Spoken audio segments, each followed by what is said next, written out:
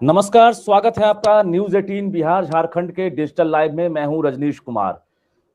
आज सबसे बड़ी खबर सामने आ रही है, शिक्षक अभ्यर्थियों से जुड़ी हुई खबर है और इस खबर को फिलहाल हम सूत्रों के हवाले से आपको जानकारी दे पाएंगे, क्योंकि शिक्षा विभाग ने अभी तैयारी जरूर शुरू की है लेकिन अभी इस खबर की पुष्टि नहीं की है।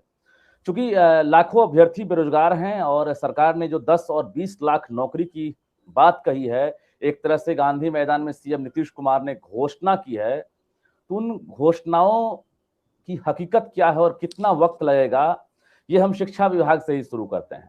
क्योंकि ये वर्षों से मामला लंबित है और पिछले 3.5 साल से जो बिहार के शिक्षक अभ्यर्थी हैं, सीटेट, बीटेट और एस्टेट पास करने के बाद लगातार सड़क पर हैं। आंदोलन हुआ, विधानसभा घेराव हुआ, लाठीचार्ज किया गया, घायल हुए, अस्पताल में भर्ती हुए, शिक्षा विभाग का चक्कर लगा रहे हैं, मुख्यमंत्री जनता दरबार का चक्कर लगा रहे हैं, लेकिन जो रिजल्ट है वो क्या निकलकर सामने आया है, उस बात की हम अभी जानकारी आप लोगों को दे दें। तो सबसे पहले जानकारी आपको दे दें, जो प्राइमरी वाले अभ्यर्थी हैं, जो इंतजार कर रहे थे कि इस साल उनकी बहाली होगी, तो इसमें बदलाव हो गया। सीएम नीतीश कुमार ने विगत 3 दिन पहले यानी 23 सितंबर को जो समीक्षा बैठक की थी तमाम अधिकारियों के साथ, शिक्षा मंत्री, शिक्षा विभाग के अपर मुख्य सचिव, माध्यमिक डायरेक्टर, प्राइमरी डायरेक्टर, शिक्षा सचिव, तमाम जो अधिकारी थे, और उसके साथ साथ बिहार के वित्त मंत्री विजय चौधरी, उनके साथ बैठक हुई। बैठक में जो नतीजा निकला, ये नतीजा निकला कि अब बिहार में पहले हाई और +2 स्कूलों में शिक्षकों की बहाली होगी, यानी पहले उन अभ्यर्थियों को मौका दिया जाएगा जो एस्टेट पास हैं। जो बीटेट और सीटेट वाले हैं उनको बाद में मौका दिया जाएगा, क्योंकि एस्टेट वाले जो अभ्यर्थी हैं, अगर वो पहले बहाली में शामिल होंगे, अगर उनके लिए पहले विज्ञापन जारी होता है, तो वो फिर से प्राइमरी में आना नहीं चाहेंगे, और प्राइमरी में आना नहीं चाहेंगे तो सरकार के लिए मुश्किलें और चुनौतियां कम होंगी। लेकिन जो बीटेट और सीटेट वाले जो अभ्यर्थी हैं, अगर उनकी बहाली पहले हो जाती है प्राइमरी वालों की, तो वो फिर से अटेम्प्ट करेंगे हाई स्कूल के लिए, क्योंकि कई ऐसे अभ्यर्थी हैं जो डिजर्व करते हैं। प्राइमरी चूंकि क्या होता है कि पहले तो जगह मिल जाए, उसके बाद जो है लोग बाकी चीज ढूंढते हैं, तो यहां पहले कुर्सी चाहिए। तो जो अभ्यर्थी पहले प्राइमरी में बहाल हो जाएंगे, उन्हें हाई स्कूल में अटेम्प्ट नहीं करना पड़े, सरकार के लिए चुनौतियां नहीं बढ़े, जो सीटें हैं वो सीटें जो है उन अभ्यर्थियों के लिए है जो सीधा सीधी माध्यमिक में बहाल होना चाहते हैं। तो सरकार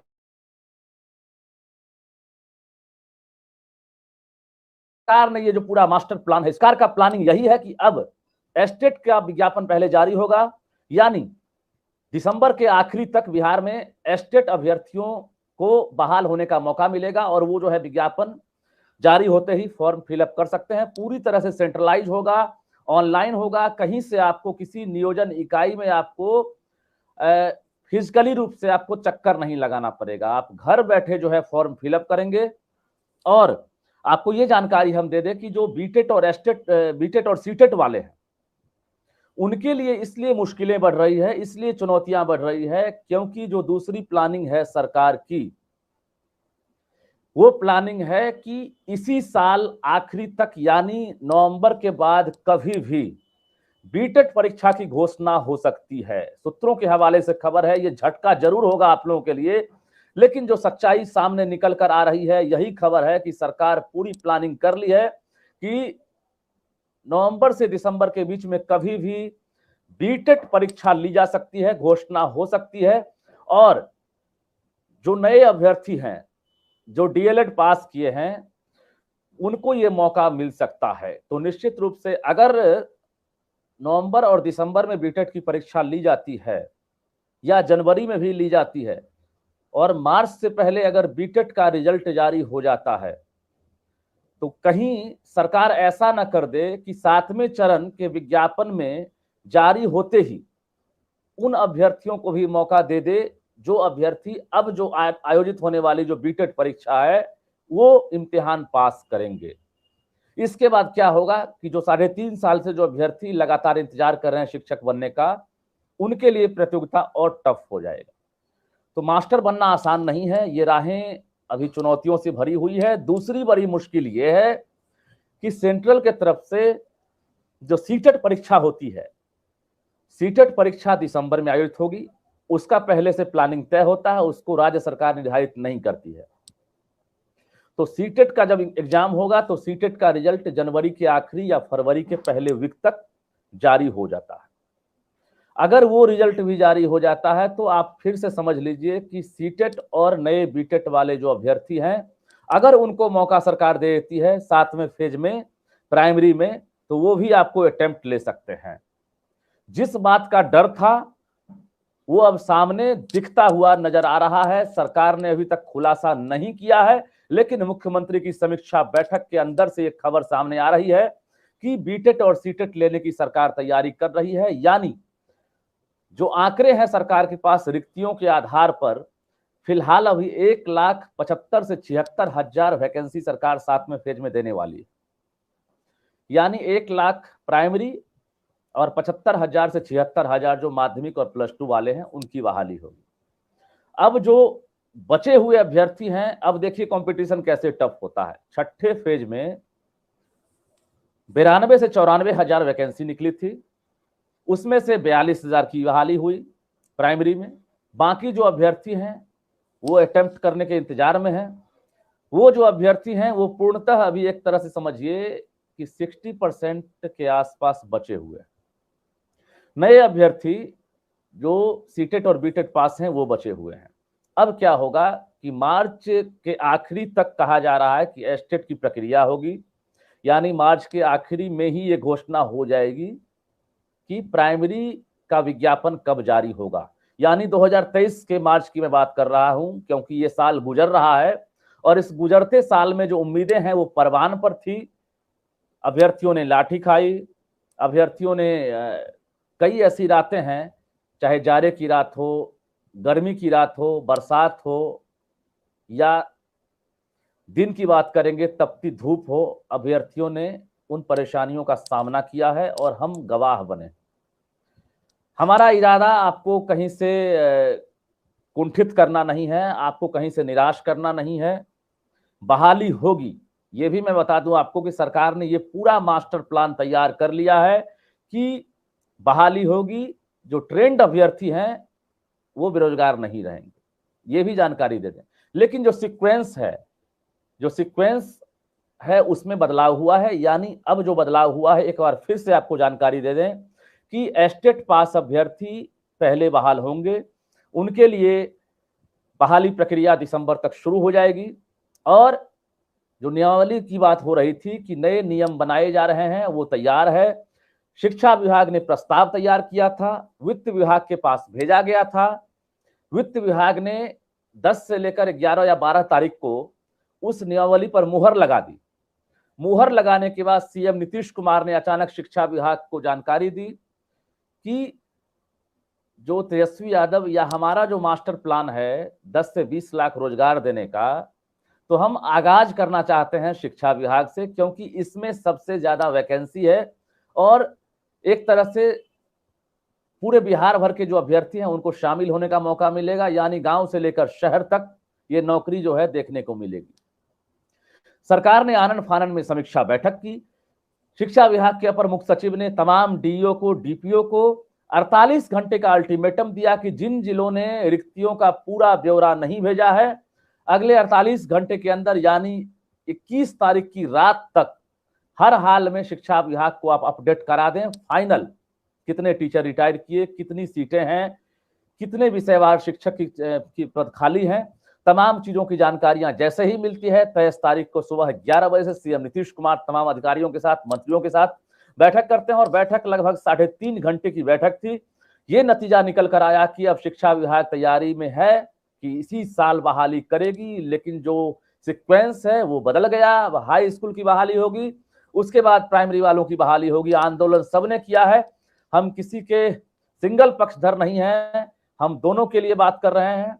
एस्टेट वालों ने भी आंदोलन किया और सीटेट बीटेट वालों ने भी आंदोलन किया। हर किसी के आंदोलन का महत्व होता है और सरकार ने एक तरह से आंदोलन का जो प्रेशर होता है वो सरकार ने समझा। हम कई बार ऐसा हुआ कि सरकार ने जब बातचीत की हमारे साथ भी और बाकी जो रिपोर्टर हैं उनसे ही बातचीत हुई, तो ये सामने आया कि अभ्यर्थी परेशान है, आपकी परेशानी को समझा जा रहा है, नो डाउट, लेकिन ये काम पहले भी हो सकता था। मैं बार बार कह रहा हूं कि ये काम पहले हो सकता था। शिक्षा मंत्री विजय कुमार चौधरी ने आगाज किया था, आगाज से अंजाम तक पहुंचने में कितना वक्त लग जाएगा ये हमने भी नहीं सोचा था, और कितना वक्त लगेगा ये भी कहना फिलहाल मुश्किल है, क्योंकि जो रोस्टर होता है सभी जगह जब कैलेंडर जारी होता है, आप किसी भी यूनिवर्सिटी में देख लेंगे, भले ही कैलेंडर की तारीख बदल जाए, फेल हो जाए, लेकिन एक कैलेंडर का मायने होता है, क्योंकि नियोजन इकाई जो है उसको भंग नहीं किया जाएगा, नियोजन इकाई की जो प्रक्रिया है उसमें बदलाव किया जा रहा है। ये जानकारी सरकार को पहले से थी, सरकार ने पहले से तैयारी की थी, यानी एनडीए की सरकार में ये प्रस्ताव लाया गया था कि अब जो नियमावली है उसमें बदलाव करेंगे। इसमें कहीं से तेजस्वी यादव को या महागठबंधन की सरकार को क्रेडिट नहीं जा रहा है कि आप जो है नए नियमावली को बदल रहे हैं। ये पिछले 2-2.5 साल से ये प्रक्रिया में बदलाव की चर्चा हो रही थी। हालांकि बीच में सरकार बदल गई, महागठबंधन को मौका मिल गया और इस सरकार ने घोषणा कर दी गांधी मैदान से। तो अब जो प्रक्रिया है आपको बता देते हैं कि नियमावली पर वित्त विभाग ने मुहर लगा दी है, सीएम नीतीश कुमार ने समीक्षा बैठक कर दी है। अब कहा जा रहा है कि सितंबर यानी इसी महीने में जो कैबिनेट होने वाली है उस कैबिनेट में आपको नए नियमावली को लेकर मुहर लग जाएगी। उसके बाद ये क्लियर हो जाएगा कि अब जो बहाली प्रक्रिया है उसका तरीका बदल जाएगा। ट्रांसपेरेंसी लाने के लिए हो, चाहे अभ्यर्थियों को फिजिकली दौड़ना नहीं पड़े इसको लेकर हो, या सरकार पर जो सवाल उठ रहा है उसको लेकर हो, तमाम चीजें बदल दी जा रही है। और आपको बता दें कि अब बिहार विद्यालय परीक्षा समिति को भी जानकारी दे दी गई है और वो भी तैयारी में जुट गया है। एक तरफ जहां कॉमर्स वाले एसटीईटी जो है उनके लिए भी विज्ञापन जारी होने वाला है, उसके लिए भी इम्तिहान होने वाला है। दूसरी तरफ अभी जो इम्तिहान का दौर होगा वो शुरू होगा। जो बीटेट वाले अभ्यर्थी हैं उनको अभी इंतजार करना होगा क्योंकि कंपटीशन बढ़ रहा है। अब बता दें आपको कि बिहार में जो आंकड़े हैं शिक्षकों के, अगर सर्व शिक्षा अभियान की बात करेंगे तो 30 पर 1 टीचर होना चाहिए, लेकिन हैरानी होती है कि पिछले 2011-12 से जो आंकड़े हैं वो डिक्रीजिंग डे में चल रहा है, डिक्रीजिंग ऑर्डर में चल रहा है। यानी जो आंकड़े 30 पर 1 होनी चाहिए वो अभी 50 और 55 पर 1 है। तो आप समझ सकते हैं 50 और 55 बच्चों पर 1 टीचर, ये तो विडंबना है। 30 बच्चों पर 1 टीचर होनी चाहिए थी।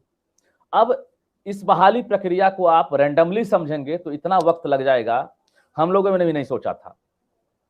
संजय कुमार अपर मुख्य सचिव थे, उन्होंने कोशिश की, विभाग के अपर मुख्य सचिव सेंट्रल प्रतिनियुक्ति पर चले गए। उसके बाद दीपक कुमार सिंह आते हैं, थोड़ा वक्त उनको समझने में लगा। रंजीत कुमार सिंह प्राइमरी डायरेक्टर थे जो पूरी प्रक्रिया को समझ रहे थे। ट्रांसपेरेंसी लाने के लिए उन्होंने एक कंट्रोल रूम की स्थापना कर दी थी।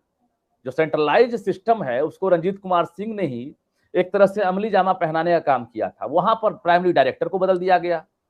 कोई भी नए अधिकारी जब आते हैं, चाहे वो आईएएस अधिकारी ही क्यों ना हो, अगर किसी नए विभाग में जाते हैं उनको समझने में वक्त लगता है। सरकार ने 2-3 जो बड़ी बड़ी गलतियां की है, उन गलतियों का खामियाजा अभ्यर्थियों को भुगतना पड़ रहा है, क्योंकि अचानक आप सब कुछ प्रक्रिया चल रही है, अचानक जो है आप सब कुछ बदल देते हैं, उसके बाद समझने में वक्त लगता है।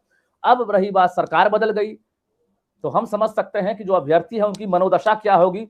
कई ऐसे अभ्यर्थी हैं जिनकी आर्थिक स्थिति खराब होती जा रही है, और अगर कोई उम्मीद कर लेता है कि हम बहाल होंगे और वक्त लग जाता है तो निश्चित रूप से उनकी मनोदशा क्या होगी और उन पर क्या गुजर रही होगी हम समझ सकते हैं।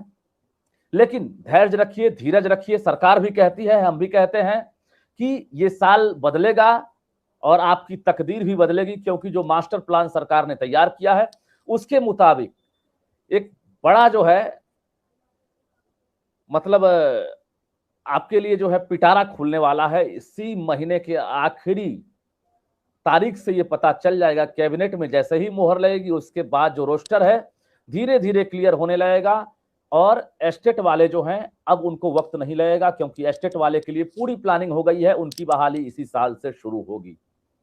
तो हम इसी जानकारी के लिए आपके पास आए थे। निश्चित रूप से हमारा इरादा है आप मजबूत रहिए, लड़िए, सामना कीजिए, आंदोलन का भी तरीका होना चाहिए, शांतिपूर्ण आंदोलन कीजिए, आपको क्षति नहीं पहुंचे, सरकारी संपत्ति को क्षति नहीं पहुंचे। लेकिन ये बता दें आपको कि धैर्य रखिए और परिश्रम का फल मीठा होता है। अपनी डिग्रियां ली है, डिग्रियां बेकार नहीं जाएंगी, ये भी आपको हम कहेंगे। कंपटीशन अगर आप फेस करते हैं तो आप और मजबूत हो जाएंगे। ठीक है, गिरते हैं घुड़सवारे मैदाने जंग में, वो तिफ्न क्या जाने जो घुटने के बल चलते हैं। हम यही कहेंगे कि आप हिम्मत कीजिए, मेहनत कीजिए और मेहनत का फल मीठा होगा। सरकार कह रही है, हम लोग चुप बैठने वाले नहीं हैं और जो बेरोजगार हैं उनकी आवाज हम लगातार उठाते रहे हैं, रहेंगे। और कोशिश यही रहेगी कि जब तक आपके हाथों में नियुक्ति पत्र ना मिल जाए तब तक ये आवाज जो है उठती रहेगी। और कोशिश यही है कि जैसे ही कोई नई जानकारी आएगी सबसे पहले न्यूज़ 18 आप तक पहुंचाएगा। जैसे हमने बताया कि बीटेट की तैयारी चल रही है, उस तारीख का इंतजार कीजिए जब सरकार घोषणा करेगी कि इसी साल बीटेट की भी परीक्षा होगी। बावजूद जो पास्ट अभ्यर्थी हैं, जो पास आउट है, वो हिम्मत रखिए, धैर्य रखिए। हम इतना ही कहेंगे कि आपका मेहनत, आपका परिश्रम बेकार नहीं जाएगा। तो आज के लिए बस इतना ही, दीजिए इजाजत, नमस्कार।